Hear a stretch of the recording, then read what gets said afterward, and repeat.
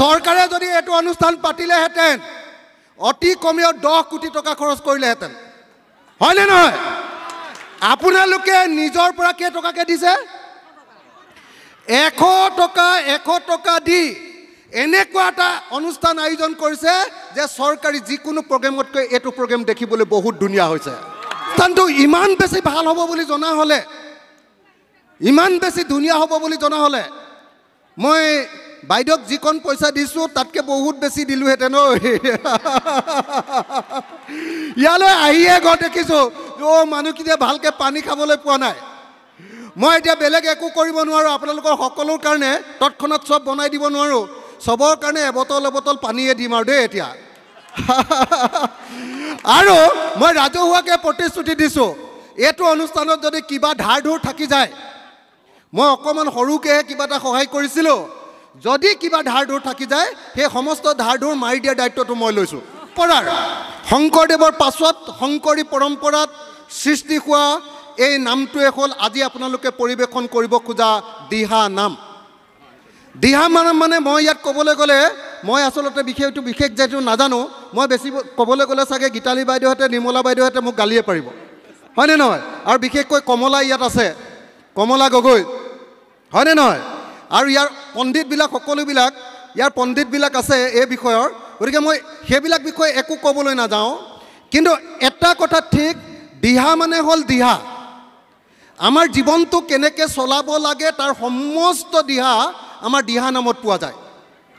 গতিকে সেই দিহা নামক আপোনালোকে সমূহীয়াভাৱে এনেকৈ ষ্টেডিয়ামৰ মাজলৈ যে লৈ আহিছে এনেকুৱা যে 10,000 গৰাকী মহিলাই একেলগতে পৰিৱেশন কৰিবলৈ লৈছে আৰু সেই অনুষ্ঠানটো যে মোৰ সমষ্টি আমাৰ সমষ্টি শিৱসাগৰত কৰিছে তাৰ কাৰণে আমি যুগলবন্দী সাংস্কৃতিক কলা কেন্দ্ৰক আমাৰ তৰফৰ পৰা একদম কোটি ধন্যবাদ জনাইছোঁ মই অনুষ্ঠানটো ইমান বেছি ভাল হ'ব বুলি জনা হ'লে ইমান বেছি ধুনীয়া হ'ব বুলি জনা হ'লে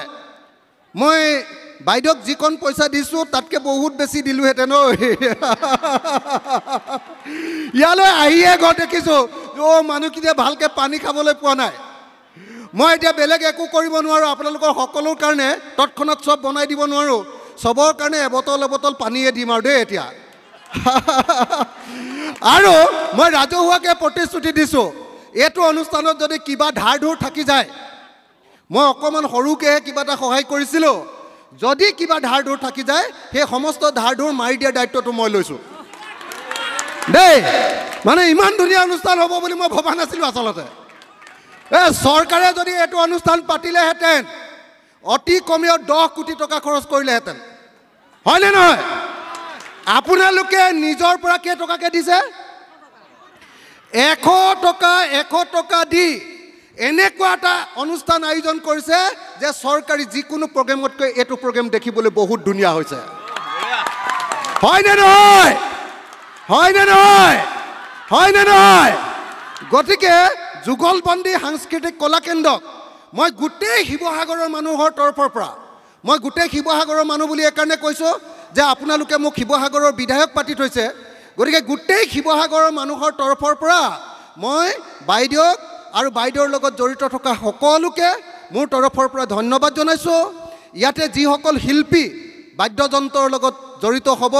আৰু কমলাকে ধৰি আমাৰ কমলা মোৰ মানে ভাই কমলা গগৈ ক'ত গ'লি ঐ কমলা যিমান দূৰত আছে ফেলা কমলা গগৈ দিহা নামৰ নাম মানে কমলা গগৈ হয়নে নহয় এই কমলা গগৈ আজি আমাৰ ইয়াত আছে গতিকে মই সকলোকে শিৱসাগৰবাসী হৈ মই এটা সেৱা ল'ব খোজোঁ ইয়াতে মঞ্চতে লওঁনে তাতে গৈ লওঁ সেইডোখৰত গৈ এটা সেৱা লৈ মোৰ বক্তব্য শেষ আপোনালোকৰ সকলোৰে সন্মুখত এটা খালী সেৱা ল'ম ৰাইজৰ মাজলৈ আগলৈ গৈ সেৱা এটা ল'ম বছ শেষ কমলা সকলোৱে কমলাৰ কাৰণে এটা হাত চাপৰি দিয়ক গোটেই অসমতে দিহা নাম পৰিৱেশন কৰি দিহা নামক একদম জনপ্ৰিয় কৰি ৰাখিছে হয়নে নহয় তো গতিকে মই সকলোকে ধন্যবাদ জনালোঁ আৰু এতিয়া মই এটা দীঘলকৈ আপোনালোকৰ সন্মুখত সেৱা ল'ব খোজোঁ আপোনালোকৰ সন্মুখত যিসকলে আমাৰ অসমীয়া জাতিৰ সংস্কৃতি ৰক্ষা কৰি আছে সত্ৰীয়া সংস্কৃতি ৰক্ষা কৰি আছে আপোনালোকৰ সন্মুখত এটা সেৱা লৈ মই মোৰ বক্তব্য সামৰণি মাৰিব খুজিছোঁ আকৌ বাইদেউক ক'লোঁ যদি কিবা ধাৰ থাকি যায় ডাইৰেক্টলি মোৰ ঘৰলৈ যাব আৰু মই ৰাজহুৱাকৈ প্ৰতিশ্ৰুতি দিছোঁ যদি নিদিওঁ তেতিয়াহ'লে মোক একদম ধৰিব আপুনি দেই আৰু আপোনালোকৰ কাৰণে এতিয়া তৎক্ষণাত একো কৰিব নোৱাৰোঁ অকল খালি এবটল পানী পঠিয়াই দিম আৰু বেলেগ একো কৰিব নোৱাৰোঁ দেই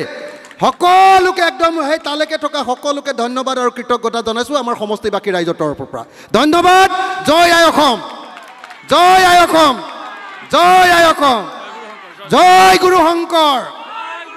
জয় গুৰু শংকৰ জয় গুৰু শংকৰ ধন্যবাদ ধন্যবাদ জয় অখিল